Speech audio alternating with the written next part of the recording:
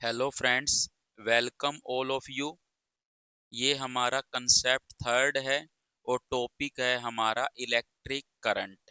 Electric current क्या होता है, कैसी इसकी यूनिट होती है, एवरेज वैल्यू, इंस्टेंटेनियस वैल्यू, वो सभी हम पढ़ेंगे इस कंसेप्ट में। सबसे पहले देखिए ये करंट क्या होता है। करंट होता है rate of directional flow of anything. मतलब कोई भी चीज जो एक डायरेक्शन में फ्लो करे। जब एक डायरेक्शन में फ्लो करेगी पर्टिकुलर में, तो उसका रेट जो होगा उसी को ही हम करंट कहते हैं। जैसे अगर एयर फ्लो करेगी एक डायरेक्शन में तो एयर करंट हो जाएगा, वाटर फ्लो करेगी तो वाटर करंट हो जाएगा, और इलेक्ट्रिक चार्ज फ्लो करेगा तो इलेक्ट्रिक करंट हो जाएगा। तो हमें हमारा जो टॉपिक है वो मिल गया, इलेक्ट्रिक करंट मतलब rate of flow of electric charge.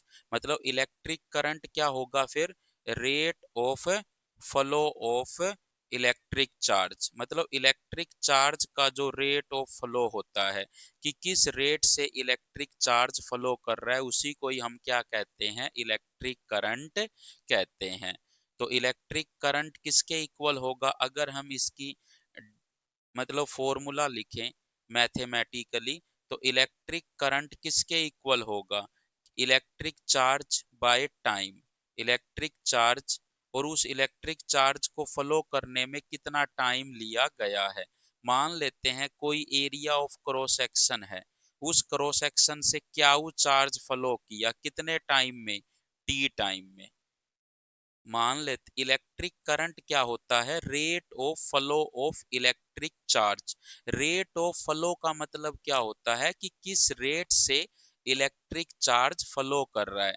मान लेते हैं कि क्या वो चार्ज किसी क्रॉस सेक्शन से, किसी भी क्रॉस सेक्शन से, यहाँ पर कोई क्रॉस सेक्शन है, उस क्रॉस सेक्शन से क्या वो चार्ज फ्लो किया कितने टाइम में, टी टाइम में। तो इलेक्ट्रिक करंट क्या होगा उसका कि टी टाइम में क्या वो चार्ज फ्लो किया, टी टाइम में क्या वो चार्ज फ्लो किया, तो यूनिट टाइम में कितना करेगा, क्या वो बाय टी। इसी को ही हम इलेक्ट्रिक करंट कहते हैं। तो इलेक्ट्रिक करंट क्या आ जाएगा, क्या वो बाय टी आ जाएगा। तो इलेक्ट्रिक करंट क्या होता है, चार्ज, और वो चार्ज कितना टाइम लिया है फ्लो होने में, तो क्या वो बाय टी होता है कि टी टाइम में क्या वो चार्ज फ्लो हुआ है, तो यूनिट टाइम में कितना होगा, Q by T. Rate of flow of electric charge तो यही होता है कि यूनिट टाइम में कितना फ्लो करेगा, तो क्याउ बाय टी। इसी को ही हम क्या कहते हैं, इलेक्ट्रिक करंट कहते हैं। इलेक्ट्रिक करंट को हम किससे रिप्रेजेंट करते हैं, इलेक्ट्रिक करंट को हम आई से, स्मॉल आई या कैपिटल आई से क्या करते हैं, रिप्रेजेंट करते हैं। और ये कैसी क्वांटिटी होती है, स्केलर क्वांटिटी होती है। क्यों, इलेक्ट्रिक करंट के पास तो डायरेक्शन होती है, हमने देखी है कि इलेक्ट्रिक करंट के पास क्या होती है, डायरेक्शन होती है, किसी पर्टिकुलर डायरेक्शन में हम एरो लगा देते हैं ना। इलेक्ट्रिक करंट के पास डायरेक्शन होती है, but it is not a vector quantity. But वो एक वेक्टर क्वांटिटी नहीं होती है। क्यों नहीं होती है, क्योंकि जो इलेक्ट्रिक करंट होता है ना, वो वेक्टर एडिशन रूल को फॉलो नहीं करता है।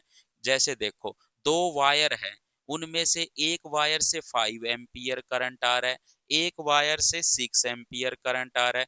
तो जो एक वायर उस उन दोनों को मिला के, और एक वायर जो निकल रही होगी उसमें से कितना करंट पास कर रहा होगा, फिर 11 एम्पियर।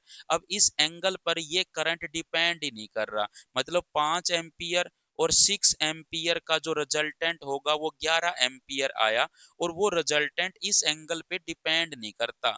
लेकिन रिजल्टेंट तो एंगल पे डिपेंड करता है वेक्टर्स के।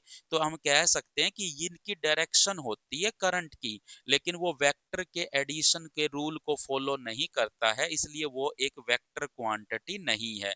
डायरेक्शन है लेकिन वेक्टर क्वांटिटी नहीं है। क्यों नहीं है, क्योंकि ये वेक्टर के एडिशन को फॉलो नहीं करता है। क्यों नहीं करता, अगर हम इस एंगल को चेंज करेंगे तो यहाँ पर इसकी वैल्यू चेंज होनी चाहिए थी, तभी कह सकते थे कि ये एक वेक्टर क्वांटिटी है। लेकिन यह एक स्केलर क्वांटिटी कहेंगे इसको। कैसी क्वांटिटी कहेंगे, स्केलर क्वांटिटी, कि ये वेक्टर के एडिशन को फॉलो नहीं करता है, ये जो उसके रूल होते हैं। रूल क्या थे कि जो रिजल्टेंट होता है वो उन दो वेक्टर के बीच के एंगल पे डिपेंड करता है। जैसे हमने रिजल्टेंट पढ़ा था, under the root a square plus b square plus 2ab cos theta. दो वेक्टर ए और बी अगर थीटा एंगल पे हो तो उनका रिजल्टेंट एंगल उन वेक्टर्स के एंगल पे डिपेंड करता है। लेकिन यहाँ पर तो अगर हम इस थीटा को चेंज करते हैं ना, इसकी वैल्यू चेंज ही नहीं होती है, तो हम कह सकते हैं कि ये वेक्टर के एडिशन के रूल को फॉलो नहीं करता है। सो यह एक वेक्टर क्वांटिटी नहीं है। इसके पास डायरेक्शन होती है बट वेक्टर क्वांटिटी नहीं है। सो ये हम कहेंगे कि इलेक्ट्रिक करंट कैसी क्वांटिटी होती है, स्केलर क्वांटिटी होती है। और इसकी जो डायरेक्शन होती है, इलेक्ट्रिक करंट मूव करता है in the direction of motion of positive charge. ये हमने कंसेप्ट सेकंड में भी पढ़ा था कि जिस डायरेक्शन में पॉजिटिव चार्ज मूव करता है, करंट उसी की डायरेक्शन में होता है, और नेगेटिव चार्ज की डायरेक्शन के क्या होता है, अपोजिट होता है आपका करंट। एंड इलेक्ट्रिक करंट का जो डायमेंशनल फॉर्मूला होता है, अगर आपसे कह दे इलेक्ट्रिक करंट का डायमेंशनल फॉर्मूला बताओ, तो इलेक्ट्रिक करंट का डायमेंशनल फॉर्मूला ए भी रख सकते हो और आई भी रख सकते हो। और इलेक्ट्रिक करंट कैसी क्वांटिटी, कैसी फिजिकल क्वांटिटी होती है, फंडामेंटल फिजिकल क्वांटिटी होती है। जो हमने सात फंडामेंटल फिजिकल क्वांटिटी होती है, उनमें से एक क्या होती है, इलेक्ट्रिक करंट होती है। इलेक्ट्रिक करंट को हम स्मॉल आई या कैपिटल आई से क्या करते हैं, रिप्रेजेंट करते हैं। और मान लेते हैं कोई भी क्रॉस सेक्शन है, उसमें से मान लेते हैं कि किसी डेल्टा टी टाइम में डेल्टा क्याऊ क्या हुआ है, चार्ज फ्लो किया है। डेल्टा क्याऊ क्या है, चार्ज का फ्लो हुआ है, कितने टाइम इंटरवल में, ये टाइम इंटरवल है भाई, इतना टाइम इंटरवल है, 2 second, 3 second, 5 second, 1 hour, 2 hour, ये टाइम इंटरवल है कि हमने इतना टाइम नोट किया, इतने टाइम में इसमें से इतना चार्ज फ्लो हुआ।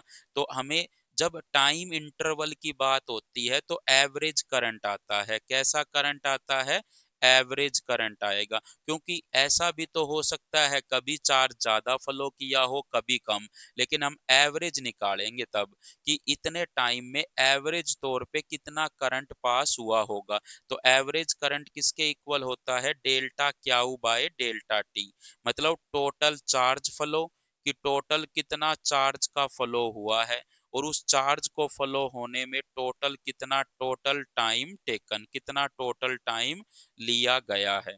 तो चार्ज की यूनिट क्या होती है, कुलाम, और टाइम की यूनिट क्या होती है, सेकंड। तो 1 कुलाम पर सेकंड ही किसके इक्वल होती है, 1 एम्पियर के इक्वल होती है। याद रखिएगा, कभी कभी ऑप्शन में आ जाता है कि 1 कुलाम पर सेकंड क्या कहेंगे, एम्पियर, फेरेड, वोल्ट, वाट। तो आपको पता होना चाहिए कुलाम पर सेकंड को हम एम्पियर कहते हैं। तो एवरेज करंट पता लग गया।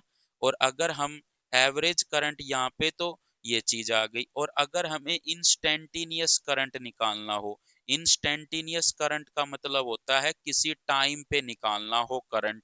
इंस्टेंटेनियस करंट का मतलब क्या होता है कि आई आप किसी टाइम टी पे निकालना चाहते हो, तो क्या होगा, d q by d t, कि फर्स्ट डेरिवेटिव ऑफ, ये मतलब इंस्टेंटेनियस करंट क्या होता है, फर्स्ट डेरिवेटिव ऑफ चार्ज।